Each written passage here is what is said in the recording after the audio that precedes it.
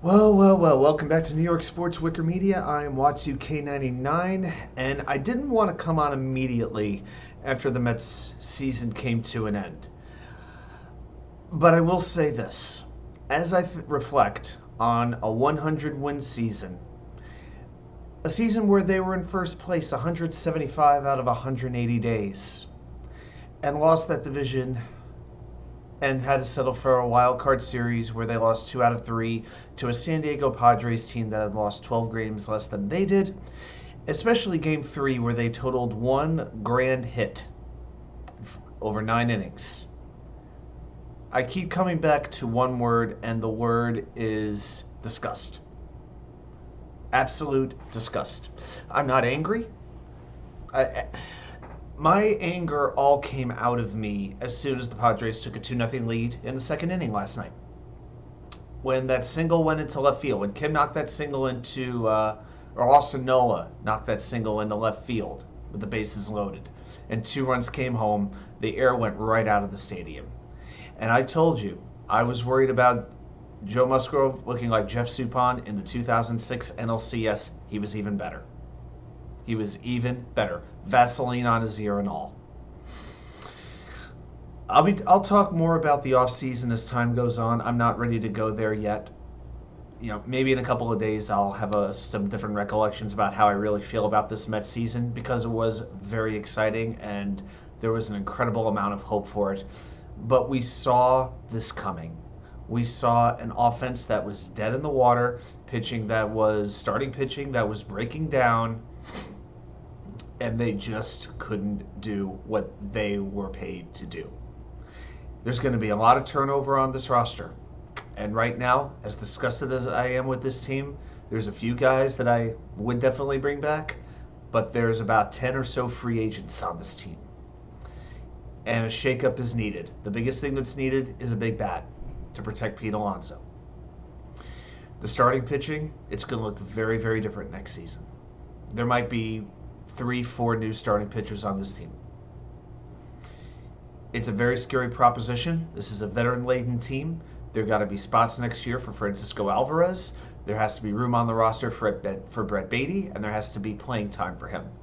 Eduardo Escobar or not, Beatty's going to need to get some time. Alvarez is going to need to get some time.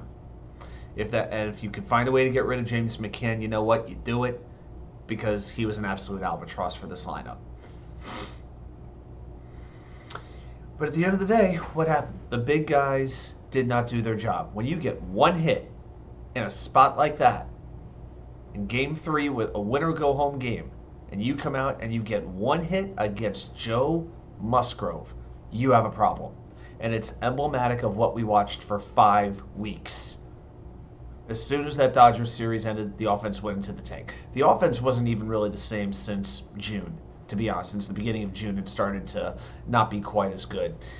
But it had its moments, and it was one of those games. The Mets would score 6, 7, 8 runs, or they would score 0 or 1. That's how it feels like it's been for the most part. But offense is on, or it's completely off. But what they're doing isn't working. They don't even, and it's not even the kind of offense where if they could hit for power, they'd hit a couple of home runs. It wasn't an all or nothing offense. These guys, a lot of the guys in this lineup, Marte, Escobar, Canna, Guillorme, these kinds of guys, Nimmo, they're built on grinding out at bats, long at bats, not necessarily hitting for power first, because Alonso's the only bona fide slugger that they have. It's all about long at bats, putting the bat on the ball, getting the big hits when they need to do it. The approach didn't work. So this analytics department that the Mets invested so much money in, time to go back to the drawing board, because this year the offense failed. They completely failed. And now guess what? You get to watch 2 teams from your own division face each other to see who gets to go to the NLCS. And your crosstown, I don't want to say rival, but the team that plays across town in the Bronx, well, their playoff run is just beginning. You like that, Steve Cohen? Are you satisfied with that? Because I'm not, and any Mets fan who's got a functioning brain in their skull, they're not satisfied with it either. There's a reason why that word is on the board behind me. because the last 5 weeks have been filled with frustration, aggravation, and pain. At this point, you know what? After that 2-0 lead, I went numb. But the emotions all came out of me. When the single, like I mentioned earlier, went into left field, I screamed. I screamed words that I'm not proud of. And then my emotions were just off. That was it. That was it. I hate giving up on a team, but what evidence did I have from the last 5-6 weeks that they had any fight left? And you know what? There was no fight. They were done. They could have been hitting the ball off a tee last night. They still wouldn't have scored a run. Now, the Padres played great baseball. I'll give them that credit. I'll give them that respect. They deserve it. But the bottom line is the Mets didn't play anywhere near what they were capable of playing. I love Buck Showalter, but part of that's on him too. He had to get the attention somehow of this team, one way or another. He didn't. And whoever the leaders are on this team, the players on this team, whoever's in that leadership role, whoever it is, well, they need to figure out what they're doing too, because they didn't do a very good job either.